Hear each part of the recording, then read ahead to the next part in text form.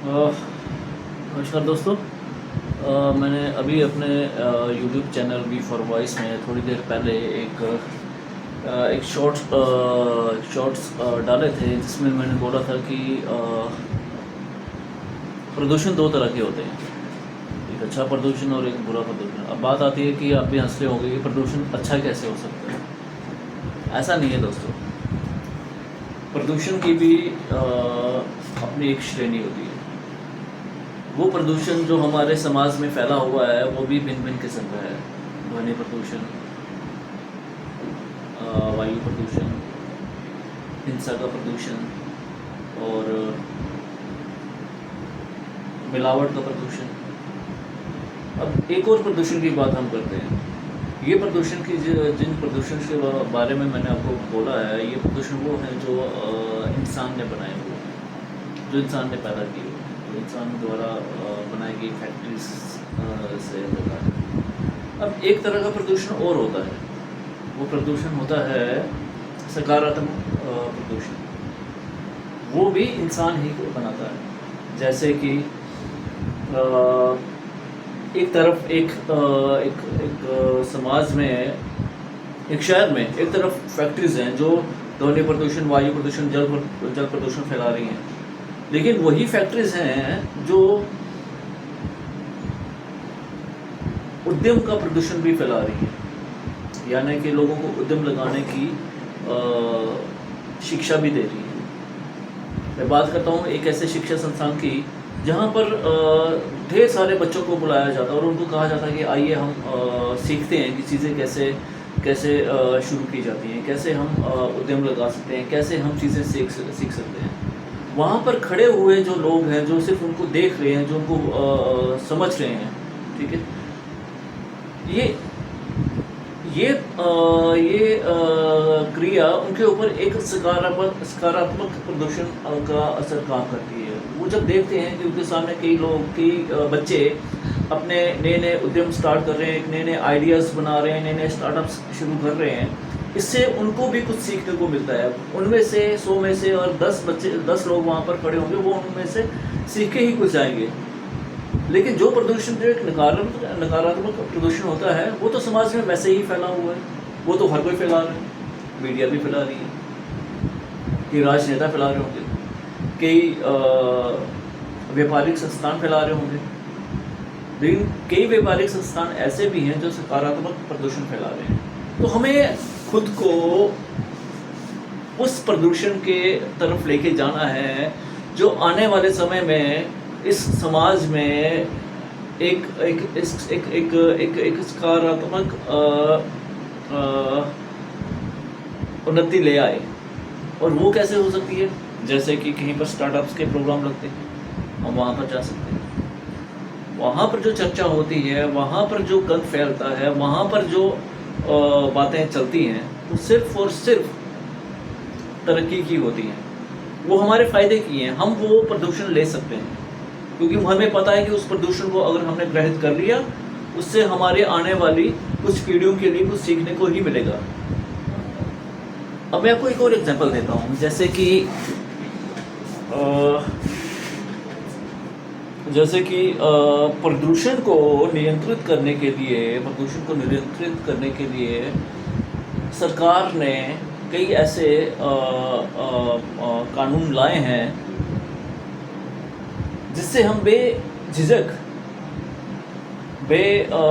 बेखौफ, बिना कुछ सोचे हम वो चीज़ें ग्रहित कर सकते हैं। जैसे कि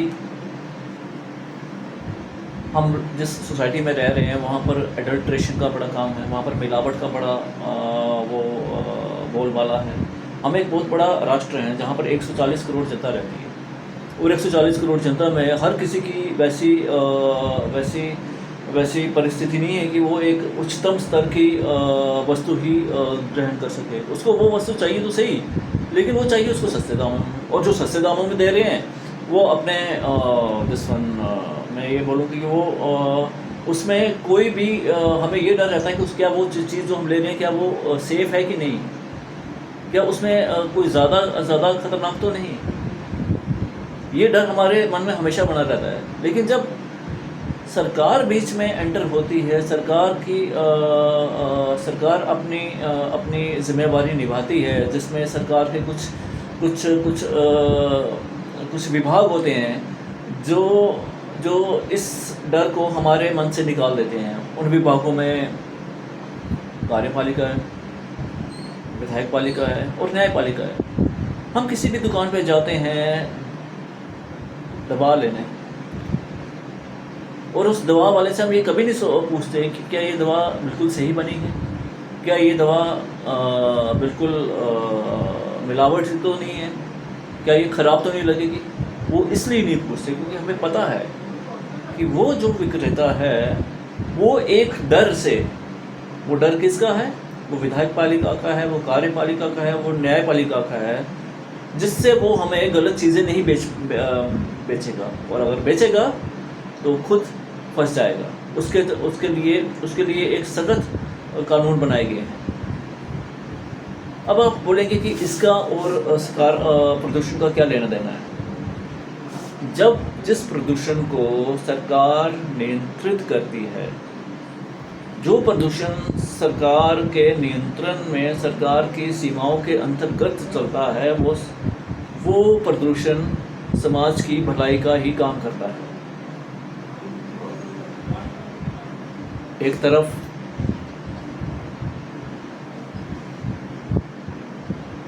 समाज में नशाखोरी बहुत फैल रही है, क्योंकि उसके ऊपर सरकार का कोई कंट्रोल नहीं है।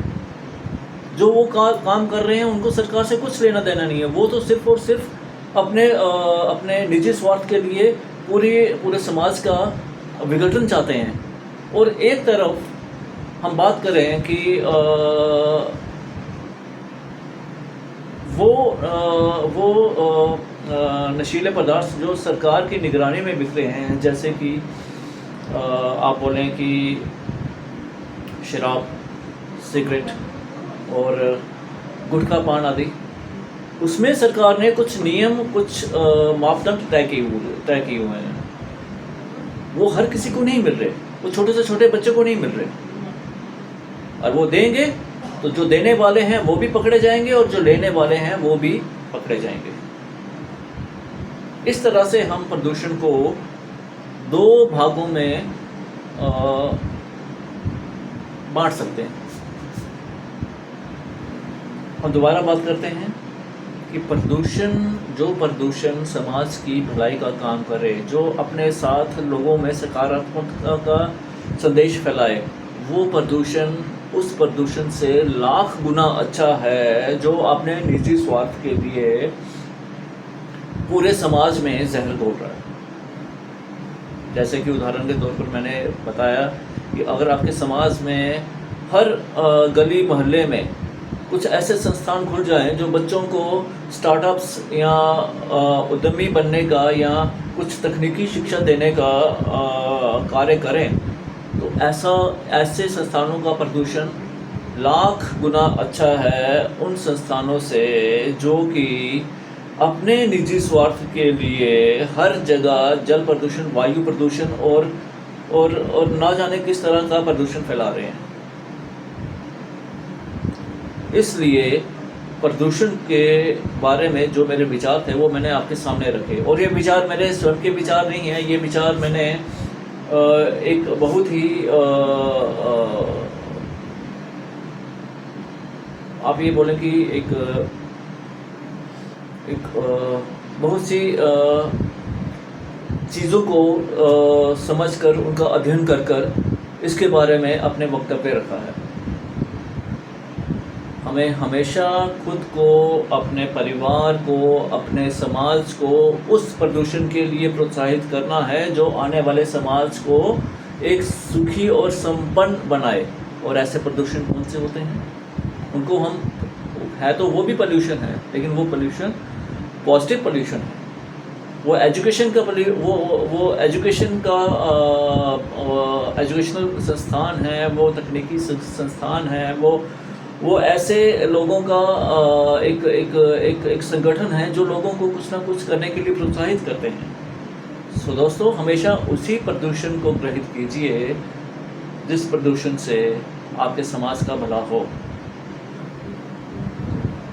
शब्द तो बड़ा अजीब है प्रदूषण, लेकिन इसको भी प्रदूषण की श्रेणी में हम कह सकते हैं। एक तरफ अगर हम कोई भी चीज़ बड़े एक बिना किसी उसके नियमों के फैली हो तो उसको हम प्रदूषण ही कहेंगे। जैसे हम घर में, अपने घर में हम कपड़े आगे पीछे फैला देते हैं तो वो घर में एक बड़ा गंदा सा लगता है, ठीक है। लेकिन वैसे ही अगर हम पेड़ पौधे हर जगह फैला दें, आगे पीछे लगा दें, कहीं पर भी लगा दें, एक जंगल का जंगल खड़ा कर दें, तो वो प्रदूषण ज़्यादा अच्छा है, क्योंकि वो प्रदूषण समाज से कार्बन डाइऑक्साइड को अपने अंदर ग्रहित करके हमें ऑक्सीजन सप्लाई कर रहा है। वो जंगल का प्रदूषण है और ये समाज का फैलाया हुआ कृत्रिम पोल्यूशन। वो कुदरत का फैलाया प्रदूषण है और ये समाज का फैलाया हुआ कृत्रिम प्रदूषण। सो एक प्रदूषण तो हमारे लिए ऑक्सीजन का काम कर रहा है और एक प्रदूषण हमारे लिए जहर का काम कर रहा है। अब ये हमें सोचना है कि हमें कौन सा प्रदूषण लेना है, सकारात्मक या नकारात्मक। धन्यवाद। आज का विषय यही समाप्त होता है। धन्यवाद।